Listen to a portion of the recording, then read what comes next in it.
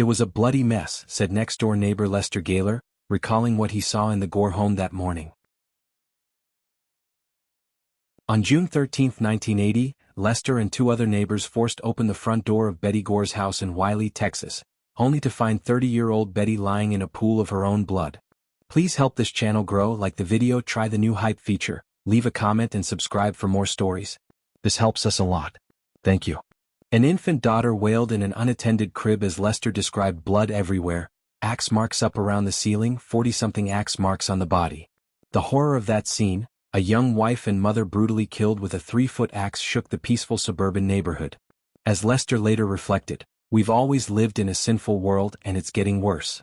In a flash, the quiet, ordinary morning became the stuff of nightmares. Betty Jane Gore was a 5th-grade teacher and mother of 2 young daughters, Elisa and Bethany. She and her husband, Alan Gore, lived a quiet life in Wylie, a small Dallas suburb. By all appearances, they had a perfect life: a stable marriage, happy children, and active roles in their Methodist church. 3 streets over lived Candace "Candy" Montgomery, also a housewife and church volunteer with 2 kids of her own. The Montgomerys had moved to Wylie in 1977. Candy, once a TI secretary, was now a bored stay-at-home mom. She joined the church choir, taught Sunday school, and grew friendly with the Gores. Behind closed doors, however, lies festered. In late 1978, Candy, feeling restless in her seemingly idyllic life, made a startling proposal. After church volleyball practice, she turned to Alan Gore and asked, "Would you be interested in having an affair?" Alan, an engineer, initially demurred but eventually began a clandestine affair with Candy that would last about a year. By 1979, the two had set rules for their secret trysts, meeting bi-weekly at a nearby motel and splitting costs. They were smart, methodical people, sophisticated, as one journalist put it, who knew what they were doing. Meanwhile, Betty Gore remained unaware of the betrayal. Betty and Alan appeared to patch things up in early 1980. Alan had a new baby with Betty, and at first he told Candy it was time to end their affair. But Candy refused quietly. She still attended Bible study with Betty and played with the Gore girls as if nothing had changed. Neighbors described the two families as close, sharing backyard fences, bringing each other meals, a picture of suburban harmony. In truth, Betty may have begun to suspect something. In any case, Candy seemed determined to keep the charade alive. On Friday, June 13, 1980, literally Friday the 13th, Alan Gore left on a business trip. His cell phone calls to Betty went unanswered and worry set in. He called Candy, who was watching the Gore's older daughter, Elisa, and then a neighbor. Alan told them he feared something was wrong because Betty hadn't answered her phone. He urged someone to check on her. This was the scene that led Lester Gaylor and 2 neighbors into the Gore home that morning. Once inside the house, Lester and the others were immediately confronted by a haunting sight. As Lester recounted, they had turned on lights, a little old baby raised its head up out of the crib, it began to cry. In the utility room, blood-red footprints led to a closed door. Lester opened it and it was a bloody mess. Inside lay Betty Gore on the utility room floor, clad in pink shorts and a yellow t-shirt. She had been struck 41 times with a 3-foot wood-handled axe. Her body covered the floor in a pool of blood so large witnesses called it an ocean of blood. The baby's crib was inches away, untouched but stained by the room's carnage. Lester described the scene in chilling detail. Blood everywhere, axe marks up around the ceiling, there was 40-something axe marks on the body, he said. Gashes and deep wounds on Betty's limbs and face had stained the walls and even punctured the ceiling. The weapon, the blood-smeared axe, was found near the washing machine. Everywhere Lester looked he saw brutality. His face turned cold with the worst I've ever seen. Even decades later he admitted he lived with it a day and night when it first happened. How could such a crime occur in a quiet, middle-class neighborhood? Initially, investigators questioned whether this was some random home invasion or copycat killing. Only 3 weeks earlier the film The Shining had come out, featuring an axe attack in a hotel. But nothing else made sense. No forced entry, no robbery, and crucially one of the neighbors' own was missing from a routine morning visit. Suspicion soon fell on Candy Montgomery, Betty's friend and neighbor, who had unexpectedly come to the Gore home that morning.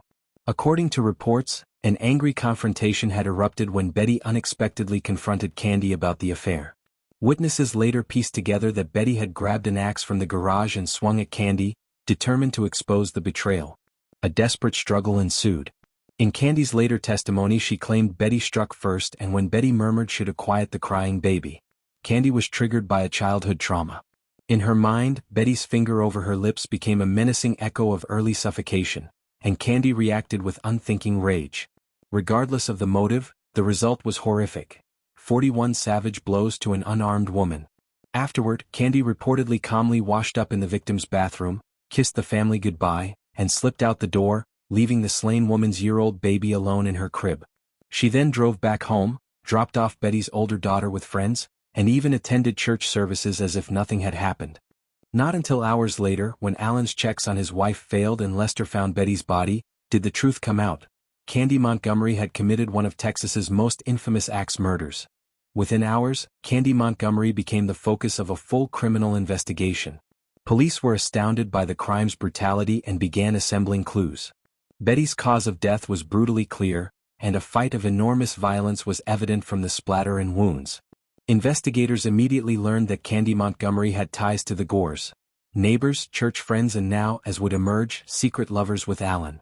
The Gore family and Candace Montgomery were a small community, so detectives began interviewing Candy and Alan closely. Candy initially insisted she had an alibi. She told authorities she was at home with her children when the murder occurred.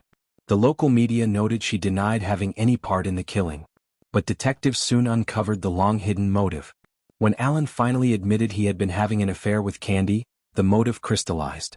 Investigators confronted Candy with this explosive revelation. She had spent months scheming behind Betty's back. According to news reports, once confronted, Candy could not sustain the alibi. She surrendered for arrest on June 26, 1980, and was promptly charged with Betty Gore's murder. During the pretrial period, Candy's supporters, including many from her church, mobilized.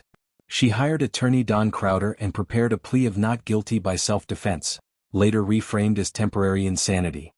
All the while, the town of Wylie watched in fascination and horror. The case made front-page headlines. Neighbors recalled the evening of the murder as chaotic. Gore family friends held crying children and rumors swirled. Grandparents arrived to help and detectives scoured the Gore house for evidence.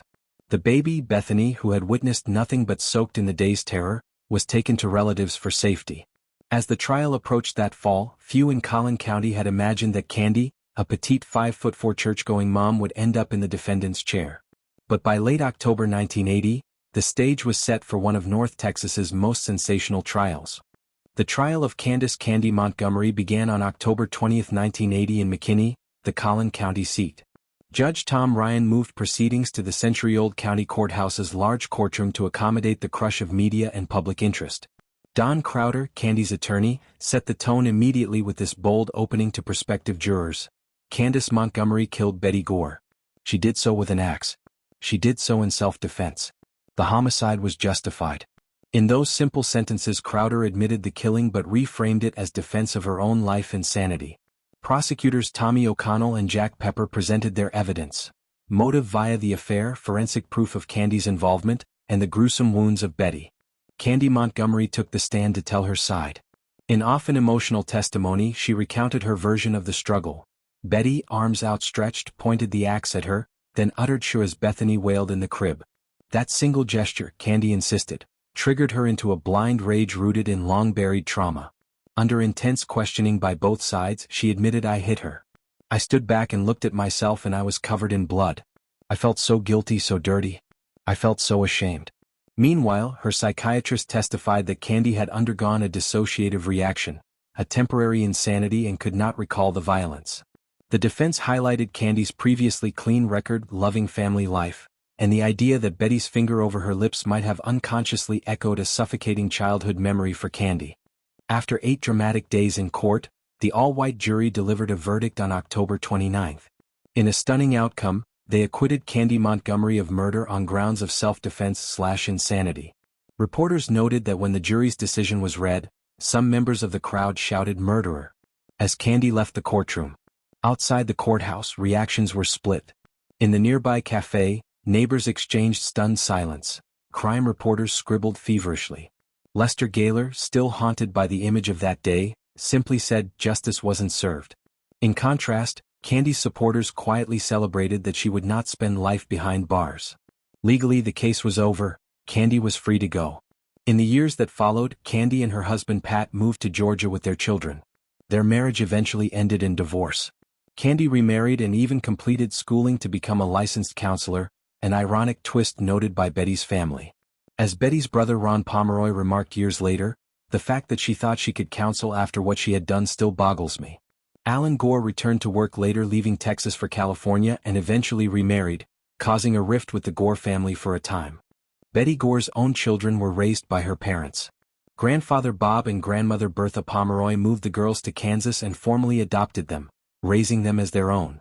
Both Elisa, now Lisa, and Bethany grew up to lead accomplished lives. But the tragedy remained a shadow. Bethany, who lost her mother at age 1, told a reporter at age 20, "I just wish I knew what really happened, because nobody knows but her Candy. What angers me is thinking about what could have been." Lisa, still carrying bitterness, said, "I don't know if I could forgive her. My family has a lot of anger and a lot of hatred toward her." You can spend your whole life hating someone. Their grandfather added poignantly, "They were pretty good girls to raise." Today both sisters have families and careers, an accountant and a teacher/administrator respectively, but they honor their mother's memory quietly. The Gore house on Dogwood Drive eventually sold, and new owners have little interest in its bloody history. Wylie, now a growing suburb of Dallas, bears no outward sign of the slaughter. As Lester's wife Bonnie said at the time, even she was surprised when she learned the killer was a neighbor. "And then we found out it was a woman that did it all," she said, a fact that shattered everyone's assumptions of safety. Today the surviving neighbors live in the same homes where doors once were left unlocked. As Lester noted with a saddened smile, "Back then, everybody pulled their windows open. And boy, after that the windows slammed shut." The murder of Betty Gore remains a wrenching reminder that evil can lurk behind the most perfect lives. Two friends, once joined by church and family, became embroiled in secrets so dark they led to a brutal killing. In the end, only Betty paid the ultimate price. As her daughter Bethany put it, "The whole truth of that morning nobody knows but her, leaving a family to carry its grief forever." The case also raises uneasy questions about justice. A woman confessed to an axe massacre yet walked free, while an innocent mother lay dead. Betty's brother and her girls were left with only fragments and what-ifs to ponder. Decades later, the story still haunts North Texas. Streaming series and books retell the facts, but one sentiment lingers. Justice, it seemed, wasn't served. Lester Gaylor, who had seen too many horrors in his life, put it bluntly. "This is not peace," he told reporters. In quiet moments, neighbors still reflect on that Friday the 13th and the thin line between normal and nightmare. It's a cautionary tale of hidden lies in the suburbs. Even on a tree-lined street with smiling neighbors, the truth can be stranger and darker than fiction. The ghost of that rainy June morning in Wylie, the sound of a baby's cry, the ache of unanswered questions remains in its wake, a chilling echo that you can't really leave it behind, as one town resident put it.